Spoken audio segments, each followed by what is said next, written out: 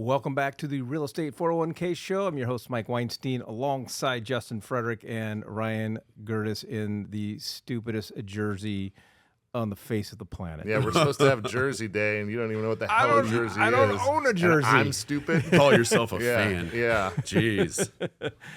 Well, so today is post Super Bowl, and in full disclosure to our audience, we record these a week ahead of time. So we're in here, we're talking football, and we're going to talk about our teams. We're going to talk about next season, but at this point, we don't know who won the Yeah. big game. But I can give you everyone a spoiler alert. None of us won.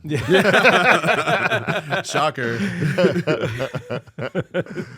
Yeah, we'll try to we'll try to mix in some real estate, and not sure how to do that, but we'll figure it out. We're here to talk about That's all we know how to talk about football. All right, so Justin, how did your Broncos end up this season? You know, we went to the playoffs better than you guys. You know, it was a surprising season. We were only expected to win 5.5 games. That was what Vegas gave us, 5.5 games. We ended up pulling off 10, going to the playoffs and losing first round. So I think it's huge, though. I think it's a big deal. I thought you guys did Bo a hell of a Nix lot better. was an incredible pickup for us, rookie out of Oregon. We knew he was going to be good. We didn't expect him to be this good and seasoned. He was great, and he just kept getting better and better every week. How did you end up a Broncos fan? That's a good question. So in Arizona, we didn't have a team until 87. We still don't. I think that's why we all have different teams. Like, we're in Arizona. The biggest question is, well, go ahead. I'll let you Yeah, finish. in 87, we didn't have a team. But then when we got a team, my parents are Chiefs fans, believe it or not. And so they didn't want to watch the Cardinals. So the TV would black out the games. And we weren't going to Cardinal games. So the only people that were on TV really that you had a shot of watching was 49ers, Cowboys, or the Broncos. So just started watching the Broncos. And by the time Bidwell started unfreezing the blackout, I mean, I was already a Broncos fan. So that's how I became a Broncos fan. Interesting. All right, Ryan, how did you become a Patriots fan, man? It's very similar just because we didn't have teams, and I was raised by a single mom. There wasn't really football in the house, but and so we'd have all of our big fans of different athletes, so it was like whatever, Michael Jordan at the time, and then so for me it was like Bledsoe. I remember he went and did this like presser or whatever and just made me laugh my ass off, and so I was like, all right, that's my guy. And then like 2 years later, he got injured, and then it was like, all right, well, I don't really want to follow him over to another team. We'll give this, Tim Brady guy a shot. Old Timmy Brady. And then it was, T. he was easy to be a fan of pretty quick. And then, that's just how it came to pass.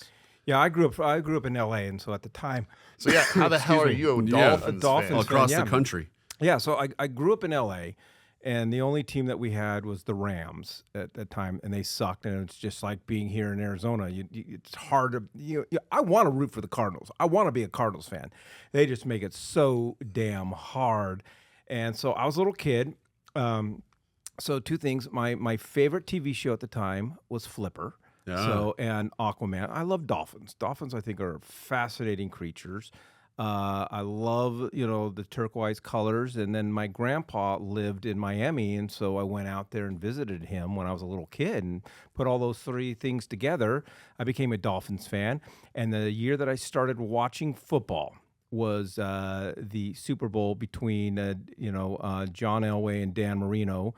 Obviously, it was a heartbreaker if you're a Dolphins fan, but we were promised that we would be back, and we still haven't been back. It's painful. And every single season that they're talking about how great you guys are going to be, you guys just go over there and just lay eggs all over the place. I know. You guys I are know. an injury-prone team. I don't want to be a Dolphins fan. Like that's what's hard. When you pick your favorite team as a kid, you don't want to be. I would love to not be emotionally invested every time the Dolphins are on TV. Well, I get it.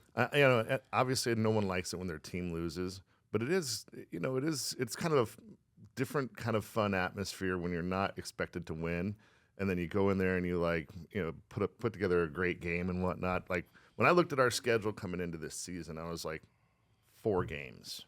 I don't even know what Vegas said. I said 4 games. So you're talking about the Patriots. Yeah, right. So, there's a handful of games I was like, those are coin flips. Those are for sure losses. We're going to win one of those games over there. So 4, and we ended the season with 4. So maybe I should be a handicapper. I don't know. So you guys got a new head coach. What are your projections, and what do the Pats got to do? Look at us. We're sports talk hosts. Yeah, I mean, man, there's so much more that we need to know before we can, kind of put the X's and O's together and say, all right, yeah, this game is going to be a win. This game is going to be a loss. But I mean, Vrabel, he did great with Tennessee, and he's old school. He's one of he's been a number of Super Bowl rings, and so he and Kraft get along great. So excited to see how they what their magic looks like. And then we got Josh McDaniels back, which Josh McDaniels is the shit. So he's a terrible head coach. He's a terrible head coach. But he's an OC, and he knows offenses, and he knows. And he's always done well with right. with the Patriots. So and I think Drake May. I don't know that he's going to necessarily be a marquee quarterback, but he could be. Yeah. It's one of those things where you just don't know until you give him not only the right tools, but you put him into those situations where it's like, okay, these are the close games, right? And the great teams, they win the close games. We didn't win any of the close games this year. We didn't have a whole lot of leadership for it, and we're so brand new. So I think we still have a couple more seasons before we can say, hey, look, we could possibly make the playoffs, but Yeah, well, the thing about Vrabel, I don't think that's what he's saying. I mean, he's going to demand excellence. Yeah. He's going in to win it. I agree, and I think that they're going to make a lot of really good pushes in the offseason to pick up new blood. And, man, I'm not seeing a whole lot that I'm thinking is going to be huge NFL players that are in the college draft this year. There's a handful of them, but I don't really think that any of those guys are going to go down as one of the big-time Hall of Famers. But I could be wrong. All right, what about the Broncos? What do you think? So yeah, like we said, made the playoffs, so that's a huge win. That's a lot to build on. Yeah, we learned a lot against the Bills. We need to definitely have a thicker, stronger defensive line. They pushed us all over the field. I definitely think we need a running back, a stronger, more bull running back. So Cam Skattebo, come on over. I think he's going to be amazing in the NFL. I love the way he runs. I love the way Peyton wants him. Yeah, it'd be great. I think that really that's the secret to our success right there. We were great on passing, but if we were able to pick up more yards in the run game, and I think Vrabel is going to want a Derrick Henry like running back, because that was the secret to his success too. Get rid of Derrick Henry, and you're I mean, when you base your whole offense on a guy, and then you don't have him, it's really tough to come back from. But I think it's very small pieces that we need. I love the coaching staff. I love the way that our calls were made, defensive and offensively. So I just think we need those two pieces. I think we're going to be great. Yeah, I think for us, for the Fins, it's tough because Tua, in my opinion, is the guy. But as you mentioned, he is injury prone. He's one concussion away from being done. And as we learned this season, when he goes out, we're done. And so it's hard to build your season around making sure that your backup is just as good as your first string quarterback. But I think it's going to all rest on Tyreek Hill. I mean, he wants out. He's not happy. There's a couple teams he really wants to go to. And if Tyreek leaves Miami, and I don't think they're going to trade him. I don't know how much of a crybaby he's going to be, which he's shown that he could be a crybaby. But they've got to keep him, and they've got to keep him happy, because the entire offense revolves around Tyreek Hill, whether he's getting the ball or not getting the ball. Because when he's not getting the ball, he's double covered all the time, and that's what makes Waddle get so many receptions and everybody else gets so many receptions. So I think Tua's gotta keep his his head out of people's kneecaps in the ground, and we got to figure out the Tyreek Hill situation. That is such an anomaly when you see one guy go down and just see the team entire franchise just crumble. I don't understand how they haven't put that special head cap on him yet. Like, you're going to wear this. You don't have a choice. Stop diving. He should be in a rocket ship helmet, you know, or something inflatable, bubble. you know. Yeah. Just put a bunch of shrink wrap around. You can't even throw the ball. He's throwing the ball sideways. So I want to get your thoughts on this. We're totally going sports. You know, going back to the Tyreek Hill thing. There's a lot I love about the NFL, and there are things that I can't stand about the NFL and what our kids see. I've always been raised as if I sign a contract or I shake your hand and I make an agreement with you and we enter into a contract, that's it. You know, I'm not, because things aren't going well, I'm not going to sit out. And I just have a hard. So I think this is where we might be heading with Tyreek Hill. But you see all these athletes do that. You sign a contract. Contract's a contract. I mean, we see it. And it's okay if you go back and want to renegotiate that. That's okay. Both parties are willing to renegotiate. But this whole sitting out thing drives me nuts. Well, and it's like they're just creating death for themselves too. We've seen it so many. Le'Veon Bell,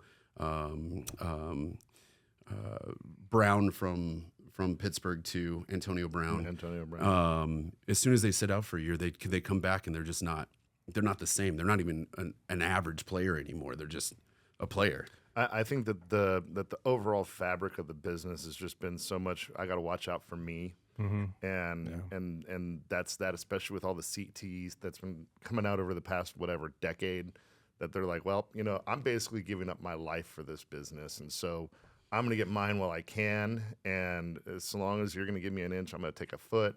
I don't care what I signed. I don't care what I said. I don't care that I shook your hand. I think that there's just a lot of that is left. And so I don't know, it's just not as noble as what it used to be, where I'm like, all right, like, I get it. I don't want anyone to get hurt, but you knew what you were getting into. It's one of the most brutal games. It's a gladiator sport. Yeah. And so, like, even like with the new kickoff rule and whatnot, and like, it's just, watching it just makes me want to, I just shudder whenever I watch them line up for kickoffs. And so, I'm not gonna lie, most of my football watching this year was all college. Yeah, college is still great. I got to, I would look up ESPN, but they don't air a lot of New England games here. They probably don't air a lot of Miami games here. I think I saw a handful of Denver games, but I always have to go back and either go to a bar or I have to like watch it later or something like that. Oh no, you got to go to a bar? Oh, I know. Yeah, I'm like, it sounded like he was complaining. Yeah, that doesn't make sense. I gotta go to a bar. I gotta go to a Oh bar. man, my life sucks. I gotta go hang out at a bar. Woe is me. All righty. Well, believe it or not, this is all about real estate. It's all about real estate and We just wanted to have a investing little fun. and building real estate portfolios. It's what we specialize in, helping people truly build wealth in real estate. And regardless of whether you've never owned a home, you own one home, and you don't know how to leverage that and turn that into an income-producing property and go and buying home number two, or whether you have 100 doors.